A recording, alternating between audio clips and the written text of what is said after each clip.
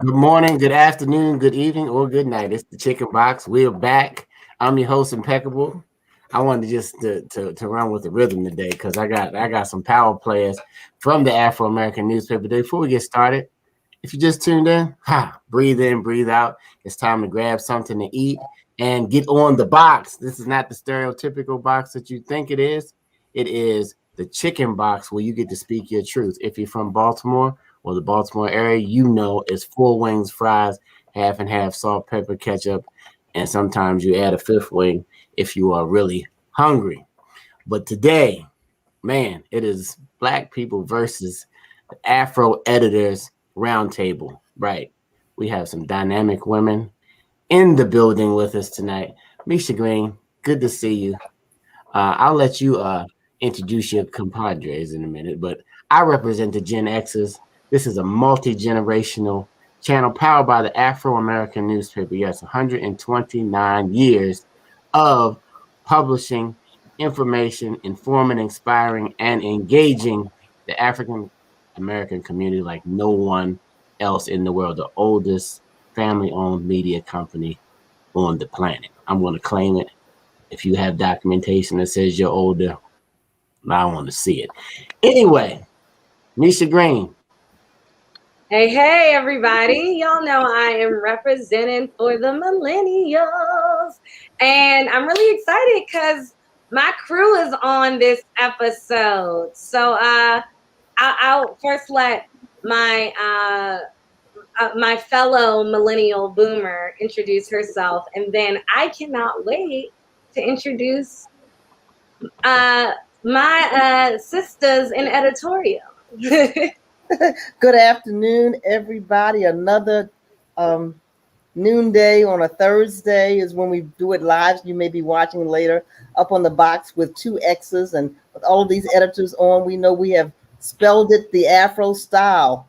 And so I'm representing, as Misha said, the millennial boomers, and she's a boomer millennial. You'll have to have another whole box about that. But good to see everybody. And please, if you're on Facebook, would you share? Would you like? Would you invite others to join us? We've got a hot topic and some hot grease as usual. All right, back to you, Misha. Well, I am super excited, like I said, to have on today's Chicken Box two amazing women who make sure that this paper gets out every week to you all and ensures that you're getting stories online and really just keeps the news flowing for the Afro-American newspapers. So first, I want to introduce my boss. She is an amazing writer, author, mother, grandmother. I just realized great grandmother the other day, as well as a wonderful minister and educator and leader, and super happy to have her as the leader of our editorial ship, our managing editor, Reverend Dorothy Bulwer. I feel like we should all be like, woo! Like making all the noise. What are you talking about? That's what I'm do. Good afternoon, everybody. Nice to be with you here today for a change. And excited to get started. Yes, you're always with us though. You guys see her in the comments weighing in. You all have seen me like checking my phone and saying, oh, by the way, that's because she's giving me a note to relay to you all. She's always with us. So we're super happy to have her on the box today. And we have the lady who is always burning the midnight oil, ensuring that our pages are posted, they look good and are well edited and approved and ready to go out to you all. And we'll get into this in a second. I also want to make clear is that all of the editorial does like 40 different things, but Jessica wears like 40 different hats at the Afro, as well as in all of her life. She's so multifaceted and just truly an inspiration to me. I absolutely cannot say enough about how hard working this woman is. And she is our news editor, Miss Jessica George. Woo-hoo. Thank you. Thank you so much, Mimi. That means so much to me. But hi, everybody. And yes, I'm a part of the team that keeps this baby, coming every week. So this print product is definitely my bread and butter, like Misha said. And, we'll get into that later, but it's good to be here. Welcome, ladies. I feel overwhelmed. you know when you're not the smartest guy in the room and you just know how to be quiet. That's my job today. If you just tuned in, this is the Afro-American newspaper, along with their editorial team. We're giving you a roundtable of behind the scenes of kind of how they not only process, and some people are saying, I don't even know what an editor does. We're going to get into that so that you can just at least have a clue of all the news and information that we have to go through on a daily, weekly, monthly, yearly base, just to find the stories that impact and inform our community in a different way. We know the stories are hitting all of our threads, all of our phones, all of our computers, but what is the African American angle and how does it impact us? What's being overlooked? What are they not telling us? What are they trying to divert us from? We're trying to direct you to the truth that impacts our community. So do us a favor, hit the share button. Some people may have never heard of the Afro newspaper. You didn't even know we had a newspaper 129 years. Somehow you liked this page and we just popped up. But yes, we've been publishing. We are not controlled, not owned by any of the other majority media. So that way we get a chance to control our editorial content. And these editors help us do that. I used to hate editing or writing a paper and have somebody edit it and tell me I made a mistake and I had to rewrite it, and I still hate it. But anyway, these ladies, this is what they do on a regular basis, and we've been doing a We're Still Here edition every month where we take a topic and we concentrate on it for an entire month, something new in Afro history. Typically we'll do a section or a pullout, but this year we've been doing We're Still Here versions, and this year we're doing, I'm going to just pull up this week's paper. You can say, what paper? Yes, we're digital and we have a legacy edition, guys. We're still here, guys. We've been here 129 years, persevering. I wanted to say preserving, but persevering through the pandemic, through the information, through the daily dose of whatever that we're getting bombarded with. And we want to talk about this week's issue. This is our monthly special, and it's a fantastic issue. You can get a subscription not only digitally, but you can get the legacy edition, because occasionally it's going to be some amazing photos that you want to frame. But I'm going to let the ladies talk about this issue. We'll start with Jessica. This is what we call at the Afro the front. So I don't know where it came from, but listen. That's because of me. That's what it is. This is the front of our legacy edition, which people can subscribe to by just going to afro.com and hitting the button up at the top, and you can get either a digital subscription or a digital and print edition subscription. So I have the editors with me. We're going to talk about this issue. We're going to talk about how you guys process things. I'm going to turn it over to you, Jessica. Just, what was the inspiration behind this week's paper? Ooh, well, I mean, obviously it was just the fact that we're still here, not just in the sense that, we're still around, but we're still here in this pandemic. I think a lot of people thought that we would be coming out of it, or that, once the vaccine came out, things would change and everything like that. But as we have seen, this virus keeps mutating, and, it's causing a lot of problems. And then you have the kids going back to school. And so there's just so much uncertainty around the pandemic, around, the coronavirus, around all these variants. And it's so many questions, and it's still people trying to, get out and be social and try to, maintain some normalcy. But, I think the world as we know it, I truly believe that it will never be the same after this pandemic, post-pandemic or whatever. But that was really some of the inspiration behind this edition. And we want to continue to cover COVID and, to keep our community informed, because just like Ms. Draper said in her editorial piece that's actually in the edition, so go ahead and subscribe and check that out. There's a great divide, especially in the Black community, about the vaccine, about the virus, about everything in general, masking and, social distancing and all these regulations and mandates and stuff like that. A lot of conspiracy theorists out here who, think that, this is all just a scheme of the government. You got all types of information, good and bad, in your face constantly. And so we want to produce good quality content that really speaks to our readers and touches them where they are and answers their question and kind of, calms their fears and their worries and, different things like that. And so with that, I'm going to toss it over to Rev, because Rev has done the planning for this. So I am more so the executioner. So I'm in the execution of it, but Rev, you go ahead. The thing is, we watch TV and we're online and we see the faces that are shown when we talk about people who have COVID, don't have it, won't get vaccine. But when you open the AFRO, you see someone who looks like you. You see your neighbor down the street. You see the person that you go to church with. And you understand that within our community, we have the same struggles.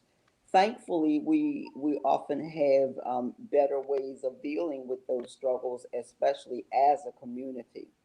So that's one of the reasons, the things that makes the AFRO so special and so unique, because we take the occurrences of the day and I don't want to say translate them, but we make them relevant to people who have our struggles and who share our story and our history. So everybody's going through the pandemic, but when you pick up this paper, you'll see that people in this place are going through the same thing. When we look at the possibility of a topic, the whole company considers that topic. The whole company, every member of the team has input on what that topic will be. From the advertising and marketing view, we have to consider whether or not it's a topic that will even sell. Is it something that people would be interested in? Is it something that we should put our time into writing that nobody will support financially? So, and then we have to consider how to make it graphically beautiful and appealing once we decide what the topic is. And then on the editorial side, we sit down and say, now, how do we take this topic and break it down into smaller chunks? And what's the best way to organize those chunks once we figure out what they are? And how do we involve the history of the AFRO? Because as you said, Kevin, we've been reporting news since 1892. And there are very few things that the AFRO has not covered. So when we look at what we're going through now, we can look back to 1918 and look at all of the news that we covered when that flu was around. And some of the instructions and everything are the same things that we are reading today. So we can share that with our readers too and let them know that there's nothing new under the sun. Absolutely. Let me backtrack. If you just tuned in, this is the Afro American newspaper team. This is part of our editorial team along with our publisher, Dr. Draper. And we got a brief introduction. And they told me I have a script. I got to stick with the script. The ladies will keep you organized, fellas, because we just like to go and get up. So if I'm off script, hey, thank you for tuning in. This may be boring for you. It may not be boring for you, but this is how the news comes from the Afro-American newspaper. And this is our issue. We're still here persevering through the pandemic. So Dr. Draper, why don't you jump in? Yeah, let me jump in. First of all, let me thank these ladies. We say it kind of nonchalant. They get a product out, but this is also the same team that gets the digital edition out, that posts to social media, that does the video. They have some other help. Jessica, she probably wouldn't say if she's looking a little sleepy because she finished probably close to 1 a.m. This morning, which is not typical. We try to get done before that. And so the print edition, yes, we still do. We got a lot of social. We're posting constantly on social and on our website. And so trying to make it interesting and interactive for everybody who is participating with us. This particular edition, and we've been doing this once a month, the entire print edition, right? And I don't know how many stories there are. It seems like I looked at a lot of them. But all 24 pages deals with the same subject. And as Reverend Bulwer said, it's a team effort. And so we just don't pull these things out of the air. We're already talking about and finalizing, if you will, our 2022. And we're going to stick with our theme, We're Still Here. We're rolling out a billboard campaign, a live stream campaign. We're still talking about We're Still Here. Not just about, as Kevin said, our 1892 founding. That's great. We want to build on that, because sometimes we would hear that expression and think, oh, they're talking about something old. No, we're talking about something new, and we're trying to reach all generations. And we have a multi-generational team, of which you see a couple of them here. All generations are represented. I think we even had some Gen Zers that may write for us every now and then. I want somebody, Misha or Reverend Bulwer, can we talk about the young people's involvement in this particular edition? And Misha, I want to come back to you, because you've got two very compelling pieces around personal experiences that you are really still going through, I think, as it relates to this COVID-19 virus. So Reverend Bulwer, if I kick it back to you, can you talk about the young people's involvement and their participation in this edition? Well, we have levels of young people and their involvement. We have students from Howard University who have been involved in writing some stories from us, and I'm sure we have at least one or two in this edition from them. They are Howard University News Service, and they write for us all semester, and they are part of the reason that we're able to post news all day, every day on AFRO.com. We also have, I believe, a story from a Morgan, and this is Jessica's, I believe, former journalism instructor at Morgan, and his students wrote quite a few of the stories for our paper this week. I don't know of any younger than that involved, so I'll kick it to Misha to pick up with that. Yeah, so we definitely, I want to just emphasize, we also are accepting intros from people. And so we definitely want more young voices within the AFRO. We always talk about the fact that the AFRO is a community newspaper. That's been our history. And so we want to keep that alive, and we always do. Hi, Sharice, who is one of our amazing, amazing writers, who actually wrote a really great piece about housing that you all should check out. That's online this week and will also be in next week's print edition. But going back to this week's special edition, We're Still Here. As many of you all know, the reason why I have been sort of in and out of the digital world of the AFRO is because I've been caregiving for my mother and now my stepfather. And it's been quite a journey. I never imagined this would even be my life, at least at this place in this phase of my life. And I've had to really dive full throttle in. And so the journalist in me is consistently taking notes, consistently seeing where the story is. And there's so many stories, particularly for people of color in healthcare environments. And I wrote two pieces, one about my mother, who has been not only fighting the results of what was a malformation in the back of her brain and a ruptured malformation, but also COVID since March 2020. And so she really emphasizes that coronavirus is real. We cannot play with it. We have to still mask up and do the things that allow us to protect ourselves. And so I talk about that, as well as some of the things that she experienced as a Black woman in the healthcare system. And it's been a lot of blessings for sure, but there have been a lot of downsides that I can only assume, and I'm using the word assume, but I can only assume has been because of her race, and people questioning who she is because of her race. I also wrote a piece specifically about what I've witnessed in the healthcare system, which has been a lot of racism even from our own people, and a lot of undervaluing of our pain, undermining of our pain, thinking that we're not as sick as we are. I witnessed a man, and I think it's okay to say, at Washington Hospital Center last week, with walking in bleeding profusely and ignored for minutes before they realized that he had a gunshot wound. It took a white nurse to acknowledge it. And then instead of getting a wheelchair or a gurney, they told him to come on in. As if that's what you do with any patient experiencing those symptoms. So we have a lot of work to do. We have a whole lot of work to do.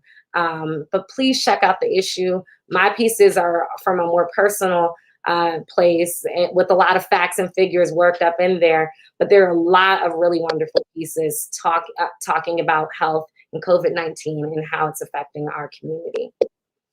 And if I can just say something real quick, when I was editing Misha's stories, it just made me think about my dad, right? And especially the one about the hospital, because I remember, and this was pre-COVID, back in 2019, my dad went into the hospital to get a stent.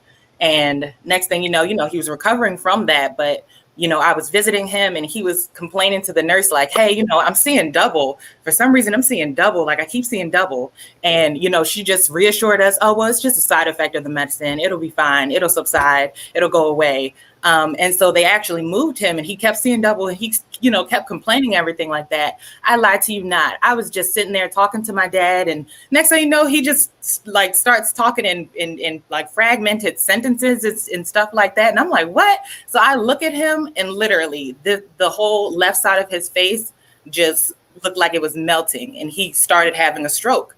And so I came to find out that one of the side effects, or one of the symptoms rather, of like a stroke is, double vision. And so it's kind of like, when I was reading Misha's piece about that, and it was one sentence in there where you actually recounted, like you could hear somebody sobbing in another room because they couldn't get the help that they needed.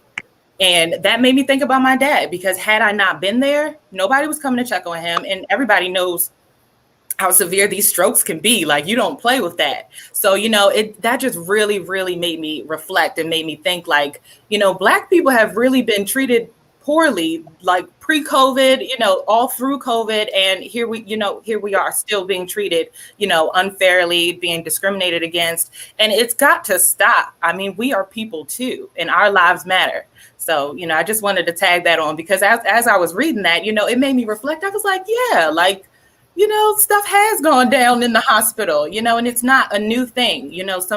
I know last year there was like this big racial awakening, but racism isn't new to Black people. You see what I'm saying? So I'm gonna get off the box. No, this yes, because I just wanted to add that figure up in there, since we are the journalists, right? It's our opinions today, but I wanted to add a figure backing that up, Jessica, because it's not new. The figures primarily included in my pieces, at least, are from 2016. And so it talks about the fact that I believe what Black people are 10% less likely to be admitted into hospitals than their white counterparts. And those numbers just continue and continue in the research that I've done. Again, some of those numbers were tracked in 2016, far before we were talking about the racial disparities from COVID-19. Right. So the racial disparities are real in medicine. The disrespect is there. The assumption that if you even need a prescription, a mother testified before the National Newspaper Publishers Association.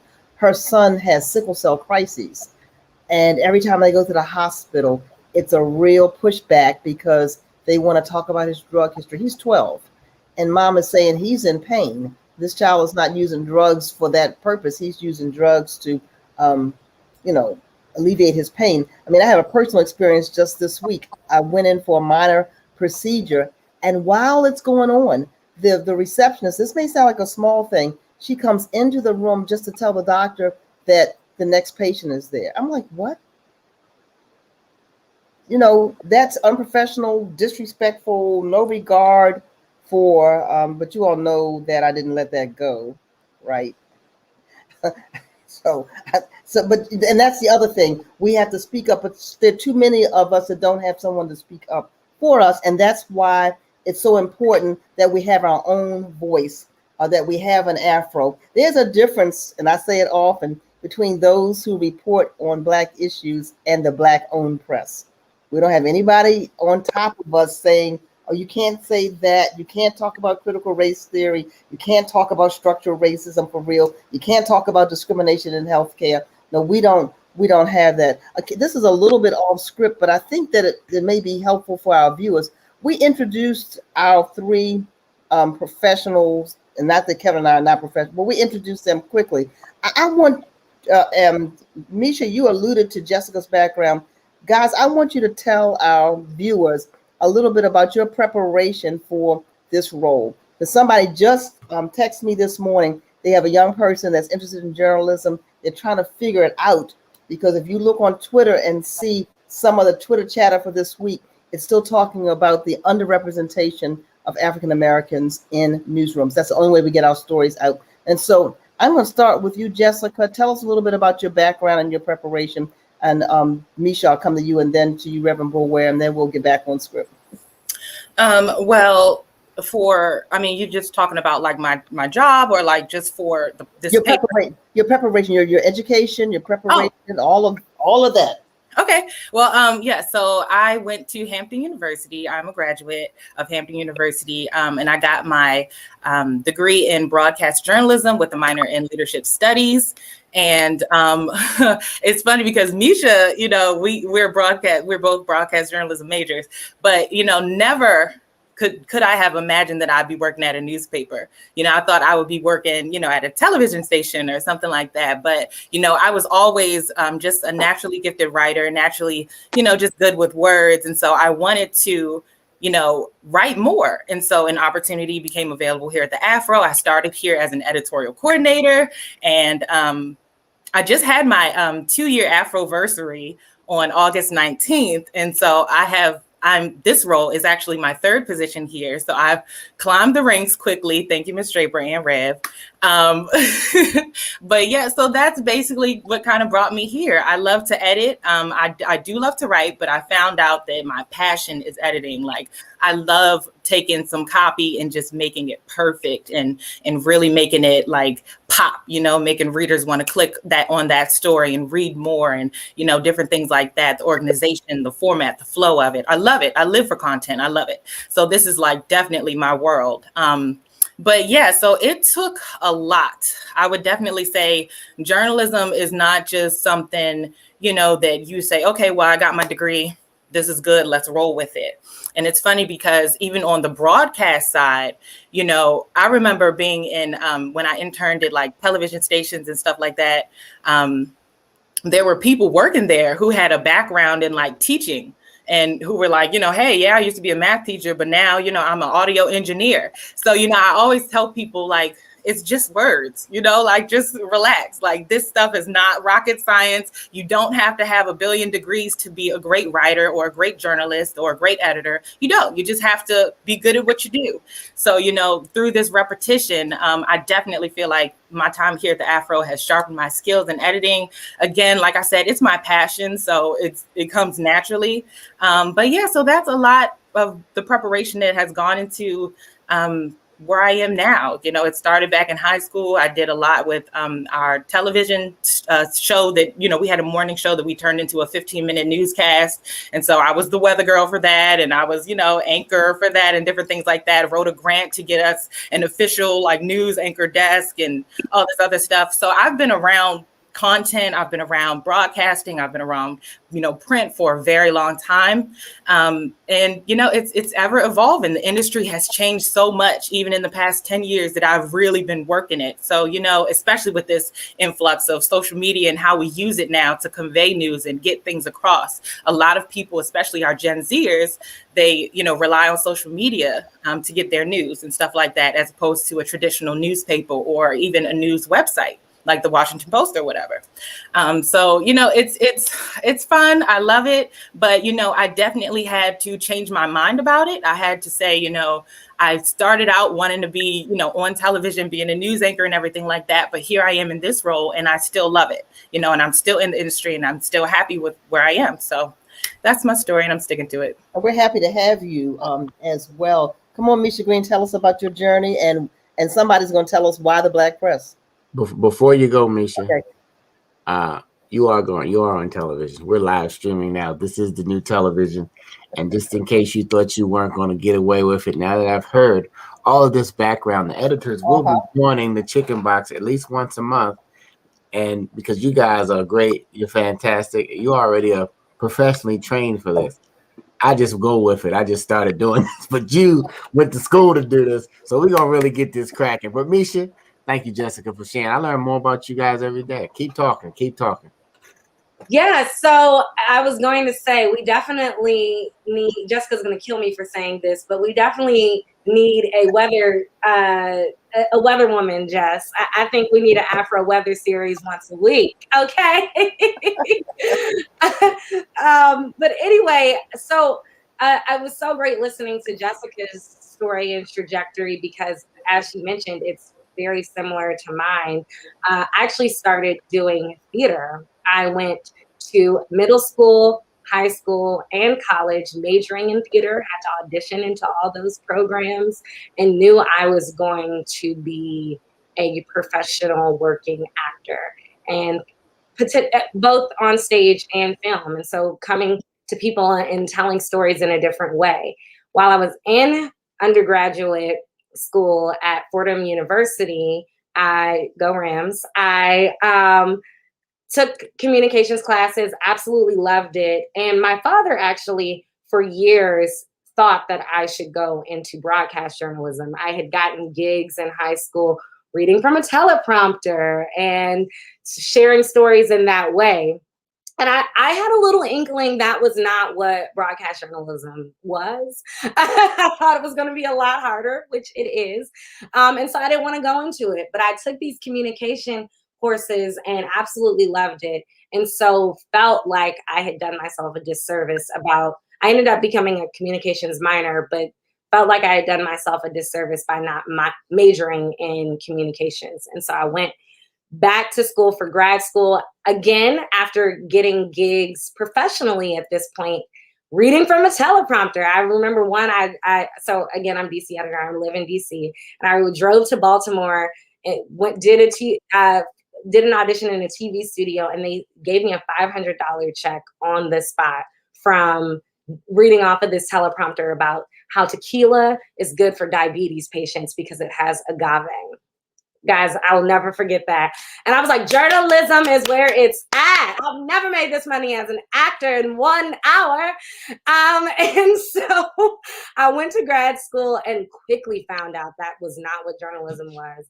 And University of Maryland, College Park, Philip Merrill College of Journalism is a great program. I recommend it for anyone. One of our amazing writers at the AFRO now is just graduated from University of Maryland, Philip Merrill College of Journalism. And we also consistently have people from the Capitol News Service contributing to the AFRO as well. So we absolutely love them. But they pushed me.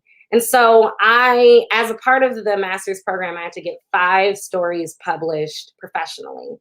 And all these people were going to the Baltimore Sun and Washington Post, and the AFRO just stuck out to me. I knew the AFRO being from the area and seeing it in my family's house. And I was like, I'll go with the AFRO. Like, we'll see what happens.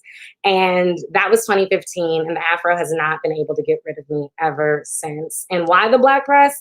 Because storytelling, as you can hear from my journey, is really what I absolutely love to do. And it was always about a sense of responsibility for me. As an actor, I auditioned and wanted to take roles that was about teaching people or could move people. And so, I think it became a place for me as a storyteller, realizing that I can be informative and engaging and entertaining to my people, and learn from my people and grow with an organization that's been around for, at that time, 123 years, I guess. And so math was not my major, y'all. I'm just trying to do math fast. But yeah, and so that is why. And I'm super happy to still be with the organization to this day. For any writer who's considering writing, for any African American writer who is considering writing for mainstream press, you will write mainstream news in mainstream ways. You will not be able to take your Blackness to a mainstream newsroom. So if you want to write about Black people, write for the Black press. Get a part-time job so you can afford to do it, but write for the Black-owned press. Now, because I'm from Baltimore, I know the first thing I'm supposed to say is I graduated from Eastern High School. Okay. Go Eastern. I am a Coppin Eagle with a major in English and a minor in journalism, and that's because that's all Coppin had was a minor in journalism. And after graduation, I went on to do several million other things because I get bored quickly and all of that stuff. And on my journey, the last job I had was as a grants manager. And when the grant money ran out and I began looking for a job, I found the AFRO and the AFRO found me. And we've been having a hard time letting go of each other. I have some other degrees, but they're really not connected to journalism. But she works them in, y'all. She works them in. Let me tell you. Well, I don't want anything to do with the word journal in it. Journal, writing down, lism, like when they said keep a journal in English class, I didn't want to do that. I don't even know if guys really want to do that. It might be some guys that want to do it, but it's some great guy journalism and journalists out there. But me personally, I'm just your host. I'm keep it moving. I'm glad to have you. Welcome to the Chicken Box, everybody. This is the Afro-American Newspapers editorial team, along with our fearless leader, CEO, Dr. Francis Draper. And we're having a roundtable discussion about persevering through the pandemic. As you can see, you got to know that background. There's some people who may have always wondered what an editor does, and maybe your passion burns brightly. And we have a place for you at the Afro if, in fact, that is your passion and you're good at it. And if you're not good at it, they'll sharpen you up if you really want to do it. So thank you for tuning in. Thank you, everybody who's watching. You know, it may be a little different. We got our Jules who just jumped on. Yes, we do have a jewelry store. We have two Jules that always say hello. Hello, Jewel. And as we go, it has been different stereotypes in the news as it relates to the media. Even when we did something with John Hopkins on the facts about the vaccine, we had African-American doctors and we had different angles. People still want to place in their mind that they're buying the Afro newsroom. And let me just put it down. It is never happening. It hasn't happened in 129 years. And guess what? If Johns Hopkins or anybody else steps on the curb the wrong way, and it hurts our community, they will be getting the same treatment that everybody else gets out there from us. Now, you know, the other people may tiptoe around it. We're not tiptoeing around the news. Go back in our archives and you'll see how we covered Jackie Robinson. I mean, listen, it's a fascinating 129 years. We got 129 more years to go. But let's get into some stereotypes, because for some reason, our community will take a stereotype and make it a fact without even fact checking the stereotype, but they go with it and make it a whole thing in the pandemic, to the point that they say no to any information about a vax that could help them. Then they take this thing home. And I know a person who took it home and both of their parents got it in a week and passed away. I know a gentleman the other day who just has a newborn, whose baby didn't pass, but he gave the baby COVID. The baby can't do anything to protect themselves right now. Thank God the mother had the vaccine. He didn't have the vaccine. So the baby had been getting the antibodies through breastfeeding. So that's what saved the baby. Thank God for that. But God, this is real. However, when you want to think about it, if you want to just like pass it on, he said if the vaccine wouldn't have been there because he gave it to his wife too, if she didn't have the vaccine, she probably would have passed away. So wake up. You know, when we got to do more than just persevere. We got to get the information and push on. And that's why this issue, yeah, we're telling you the great stuff about the editors, but this is the issue. We have to persevere. We have to do more than persevere. We have to get the facts straight. Stop listening to the stereotypes. Misha, what are the stereotypes out on the street that you're hearing so that we can say, hey, pay attention. You Googling everything else, you TikToking, you doing everything else, you dancing. You need to dance on some of these facts. Anyway, okay, I'm off the box. Yes, dance on some of these facts. I totally love that and think that that's what needs to happen. So these stereotypes, as I always say and emphasize, are not stereotypes and representative of the Afro-American newspapers. It's not our thoughts and opinions, even though the Chicken Box is a place for us to share our thoughts. As Kevin says, these are from the digital streets, okay? And so this happens to be about how news is relayed, specifically as it relates to Black people. So it's really interesting to see some of these stereotypes since I happen to work in this news industry. So here we have the media is working with the presidential administration to relay information. The media wants people to get the vaccine. Media does not have Black people's health and wealth in mind. The media doesn't take into account ideals from people and organizations outside of the CDC. The media tries to convince people to take the shot so that the government can control the masses. The media is just putting out propaganda in support of the vaccine. The media brainwashes people about COVID-19 and the vaccine. The media is inciting fear. Then I know I just gave y'all a whole bunch of like negative things that Black people think about the media. However, and this is sort of fact-based, but still stereotypes that I found, is that Black people love the news. The news is like the Bible for Black Americans. And Black Americans find a news source they trust and and take in that news regularly. They tackle it. They do tackle it. They do tackle it too. Ladies and gentlemen, they're tackling the news.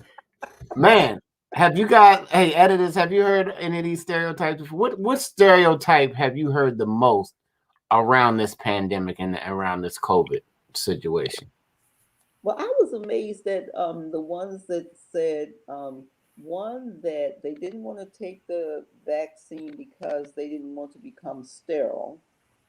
And the other one was they didn't want to take the vaccine because it would alter their DNA. I heard that too. Yeah, I thought that was amazing. Dr. Draper, any stereotypes you've heard? You're on mute. Where's my cup? I've heard lots of stereotypes around the vaccine and around these that Misha just shared were around media. You know, you can't trust anything that anybody says. And you know what? We look at labels. I say this all the time that are on food and other things and then we go on and just say, okay, how do you know that that's really what's in that sandwich you got at the fast food restaurant? Oh, I don't know. It was on the label. Right? We don't know if we get into an elevator and push the button that it's going to go any place. Mm-hmm. But it's a matter of trying to find a trusted source, doing the homework from trusted sources. There's a difference between news and opinion. Hello, somebody, of these editors. So all of us have opinions. Right? Every single one of us has opinion. Even if we're on the same side of an issue, we still have an opinion. But we have to be able to discern between an opinion and what the fact is, and fact check it as much as we can, and collaborate or corroborate the sources. So lots of stereotypes out there that I've heard as well.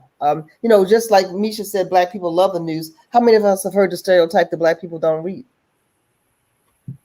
Okay, we heard the news, and so love the news. And sometimes when we say we love the news, and I'm not putting down broadcast journalism. It has its place, but if it wasn't for the reporters on the street, for some of the print, they wouldn't have anything to talk about. And so what we get on broadcast media are headlines. You all know that in a 30-minute show or an hour show, we're just getting the headlines, but you have to dig a little bit deeper into the written word about what's behind the headline, because everybody's going for what we could call in the industry SEO, search engine optimization.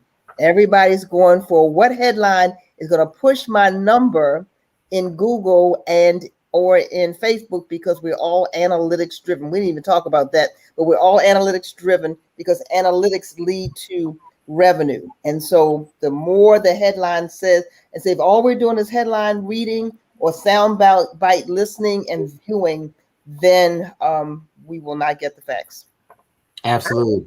And can I say something real quick, Kevin, about that? I want to piggyback off of what Ms. Draper said, because she's completely right. And, Black people do read, but they only read the headlines, right? So they'll read the headline and then make up the rest of the story. And so that's why I think, there's so much misinformation out here today about COVID, about, whatever topic. Honestly, it goes beyond the pandemic, just for the simple fact that people aren't taking the time to read the entire story, to really, like Ms. Draper said, go more in depth. They just look at the headline and say, you know what? I think that, because of this headline says this, 1, 2, 3, and 4, 5, whatever, these things are happening. They just make up the rest of the story, and then they go disseminate that information to other people. And that's just rumors. That's just opinion. That's not based in fact. So I think that's one of our problems. We are reading, we're just not reading the whole story. So, and then, about the news, I don't know any Black person who said they love the news. That was the first time I heard that. Okay. All the Black people I know are saying, I can't stand the news because it's just sad. It's depressing. It's this, it's that. It's like, again, look at the whole show. Don't just look at the crime report. Don't just tune in when they're talking about somebody dying. Because at the end of the day, news is not just bad news, it's good news. It's informative news. It's news, that gives you a call to action. It lets you know what's happening right here in your community. That's what the local papers do. That's what the local news stations do. So I'm gonna get off the box. And I just also want to piggyback on something Dr. Draper said as well, which if y'all can work y'all brains back and rewind a little bit for us. I just want to confirm, and I'm not going to call out any news stations today, but they take AFRO headlines verbatim and don't let us get into the words and language. And in fact, the AFRO— Who are they? Let's clarify they real quick. Broadcast media. Media. Come on, let's talk about it. Let's say who they are. Give any particular station, because I did not wake up and choose violence this morning. I promise I did not. However, it happens regularly. I mean, down to, and I will give this example again. I won't say the place, but when I was at Six Flags, terrified, getting my shot on camera, on live for all of you all to see for the vaccine, the day after, a very big local outlet was at Six Flags the following day. And we've actually been told that AFRO has had the ability to be in wonderful workshops with other fellow local organizations, both print as well as broadcast. And we've been told, I know the AFRO, I've picked up your stuff as a producer to then put right on in their broadcast. So it happens all the time. So it's really important to read, y'all, and read from the original source, because and I'm a broadcast girl at heart. That's why I'm DC and digital editor. And that's why I love the AFRO, that we have the opportunity to do everything, but read the stories, because these broadcast folks are sometimes trying to copy and paste and not doing a great job of what the print reporters have done. My dog is mad about it in the background. Yeah, I like what Jules said. It's not all Black people. And guess what? white people don't read either. So it's all right to pick up our things, give us credit. Some white people don't read. Some white people don't read, some black people don't read, some black people read, some, but the thing is, do your history, right? And then yep, and we hope that you'll pick up this. I just got this hot off the press. And I am a consumer of news digitally. Let me just say that is my preferred way. But when the AFRO puts out these special editions, and Jessica, I do, I read our print edition, I really do. But I'm, but that's a once a week, and I'm consuming news all week long. But when we do these special editions once a month, right? Once a month, then these are keepsake editions. I can read every story online, but not in this format where I get to see the whole thing. Okay. Yeah, ladies and gentlemen, that is a newspaper. It is a legacy edition, 129 years. If you just tuned in, this is the AFRO, the editors, the CO. We are on here chopping it up about persevering through the pandemic. Hopefully something we said will resonate with you enough to share with somebody else. And don't be scared to get into a conversation. Because when I find people who have young kids and they still haven't been vaxxed, I say, hey, what you doing, man? It's going to hurt your heart if you bring it to your baby. You're not going to be able to sleep with yourself for a while because you were wilding out, or you were so at a state of a point that you didn't want to take something because all of a sudden you woke up and discovered a story that happened in Tuskegee, and now you think that story that happened in Tuskegee is happening right now. So now you're applying that and said that somebody's trying to do something to you that somebody else did back then, and you're letting that stop you from moving forward, and then that affecting your family. Come on, wake up, y'all. Just a little bit. It is enough facts to say that the vax has been saving people's lives. Yeah, you might get COVID. You might get a cold. Your nose might run. Allergies might happen. Your eyes might water too. If they wanted to kill us, the chicken sandwich at Popeyes probably would have got would have got a bunch of y'all just a few weeks ago. This is the Afro-American newspaper. We're still here. You know what? I wanted to play something. Just guys, look, we're still here, guys. I hope you can hear the sound.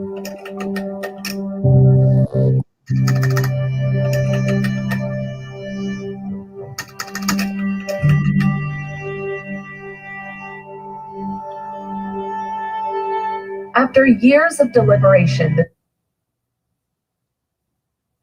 Man, did we lose it?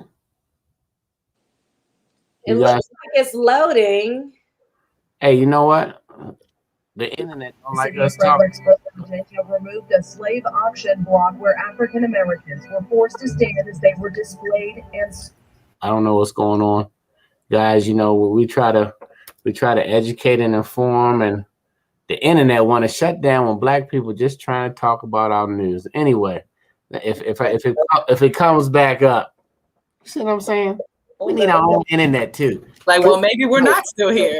We need our black internet. By the way, this we got about 7 minutes left.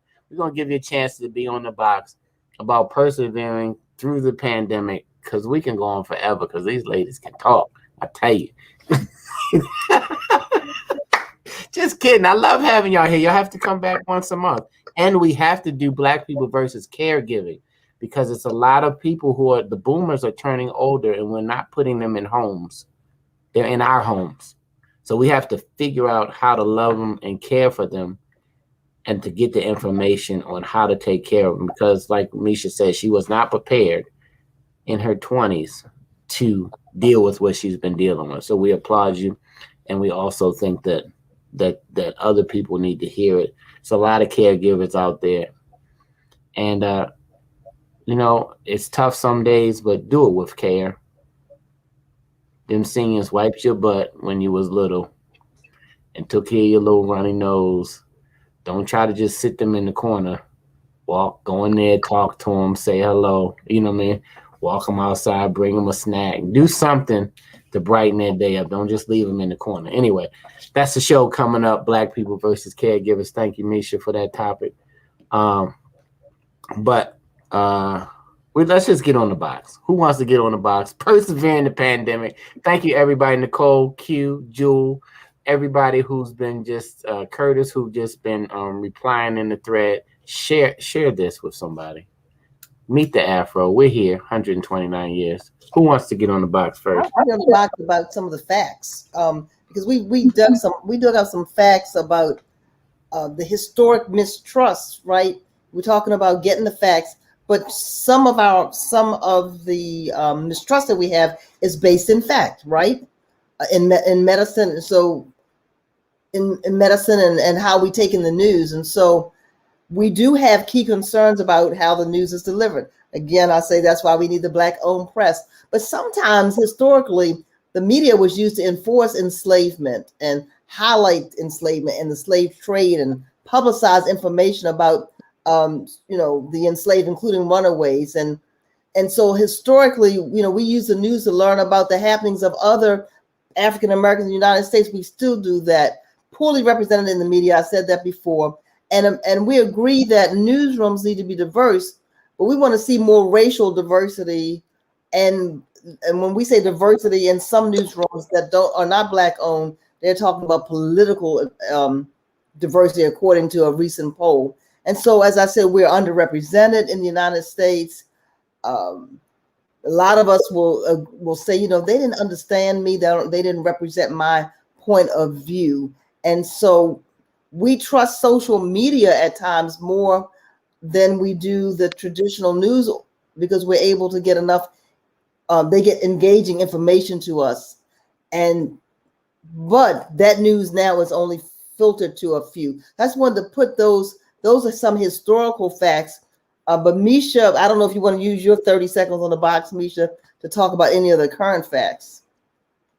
Sure, definitely. So, the current facts are sort of relate again back to what we've talked about before, but that Jessica said something, and I was shocked by this as well. Black people liking the news and really appreciating the news.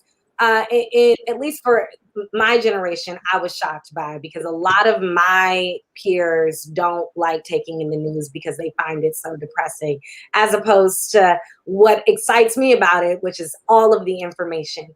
But statistically, Black people really take in news. We are news consumers. According to Pew Research, Black adults stand out for their trust in local news organizations. 1 in 3 Black people say they have a lot of trust in the information they get from local news organizations. That's 33%.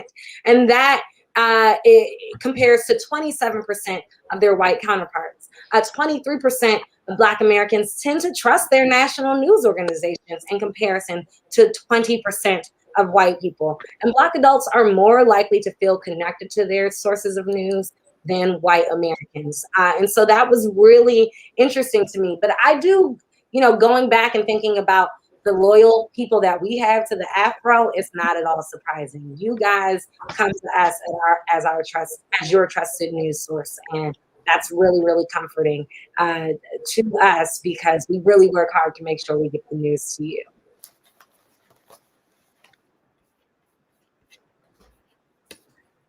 Silence is gold. And there was the pregnant pause. If you all want to know what a pregnant pause is in the live stream or when you're on the Zoom, that was it. Okay. All right. Jump on the box. Who's next? Dr. Boulware. Come on. Persevere in the pandemic. My only problem was trying to decide which thing I wanted to say, but I decided to go with the caregiving thing. If you have someone in hospital, you have somebody in rehab, everybody know that you are there for that person. Scream, jump up and down, and whatever you have to do to make sure that your person's needs are met. And start with yourself. Nobody knows your body as well as you do. When I have a doctor who stops listening, I stop going to that doctor. So whatever you practice for yourself, share that in love with your loved ones. Nobody else will look after them like you can. Off the box. Jess? Okay, so I'm going to talk about the vaccine and all that. So I was talking to one of my friends, and they told me that they weren't vaccinated. And I said, why? And they were just like, well, I heard that, everybody who took the vaccine is going to die in 5 years. And so I just was like, well, you got to make it to 5 years first. You see what I'm saying? And out here, we got COVID, we got the Alpha strand, we got Delta, we got Lambda, we got Mu, and it's coming for you. Okay. If you're not vaccinated, I mean, no pun intended, because this is so serious. It's Misha making me laugh. It's just the bars that made me laugh, y'all. It's super serious. My apologies. This is why Jessica and I can't be on the box together. I know. Yes, you can, because you have to laugh. We can't keep talking about. Yeah. Jessica brought the good news. She said it is different news. We're not here to hammer the already hammered COVID, Right.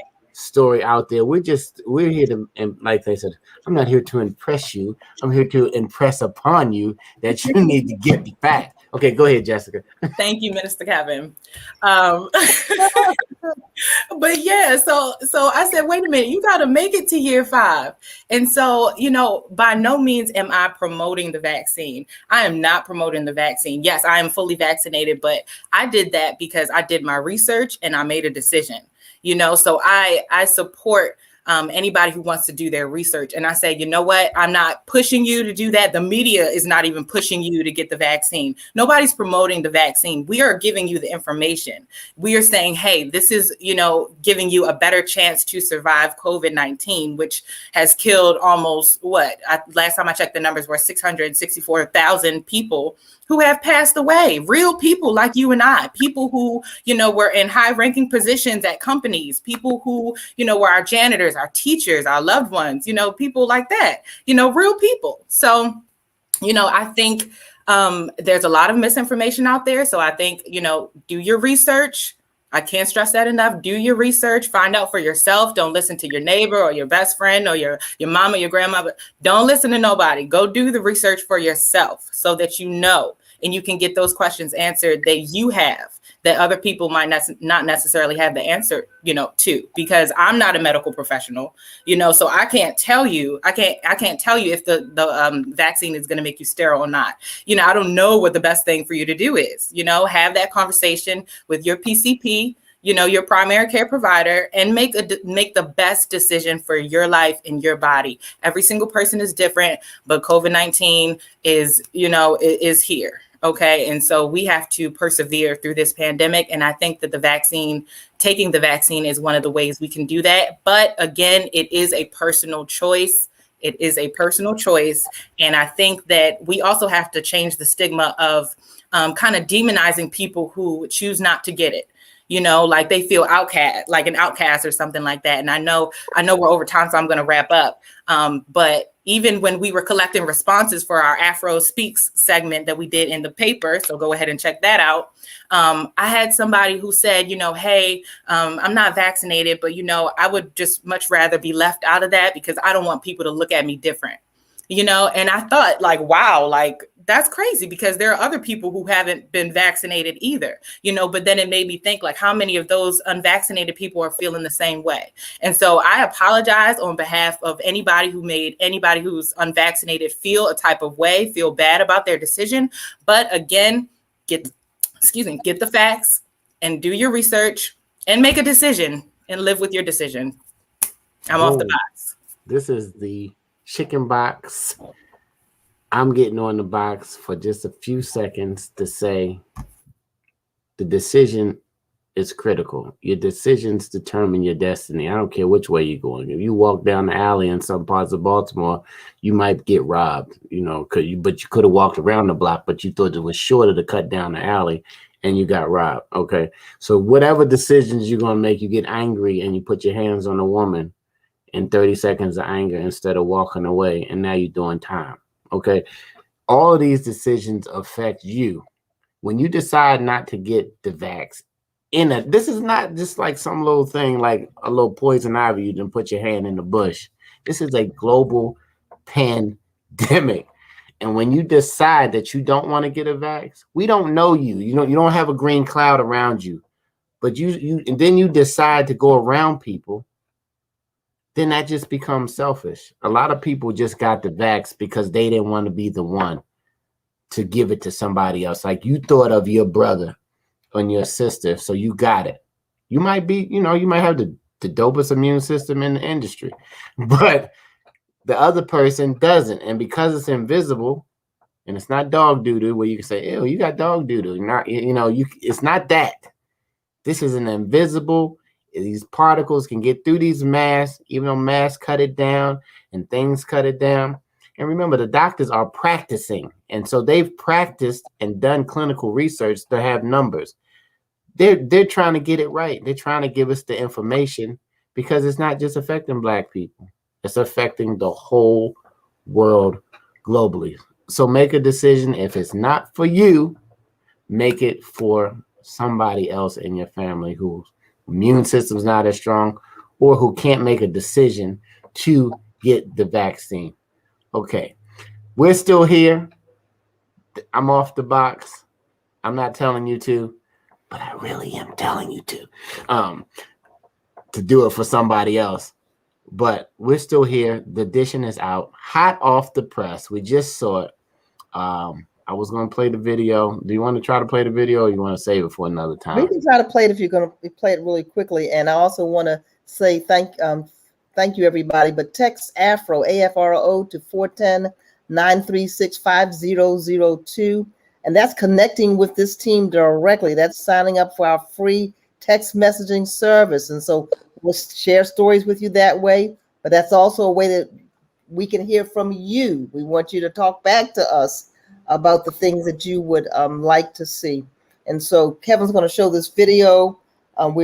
You probably will not be able to get a copy of this unless you are a subscriber, or if we have any office copies, you can call. We can put the number in the chat, 410-554-8200, and we'll see if we can accommodate those who actually want. But the stories will be on online. All right, let's see if this plays. Let's try it again. If not, just text AFRO to that number.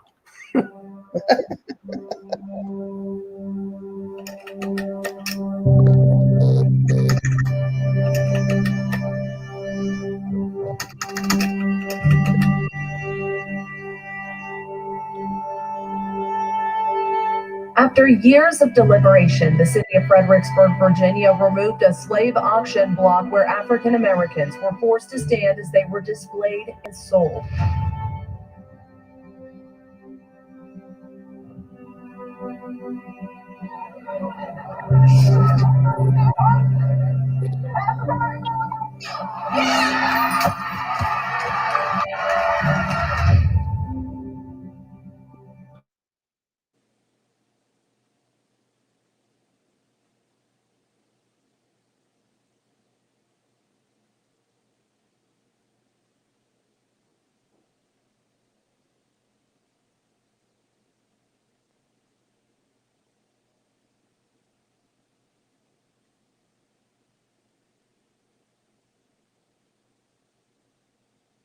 I think we lost the sound.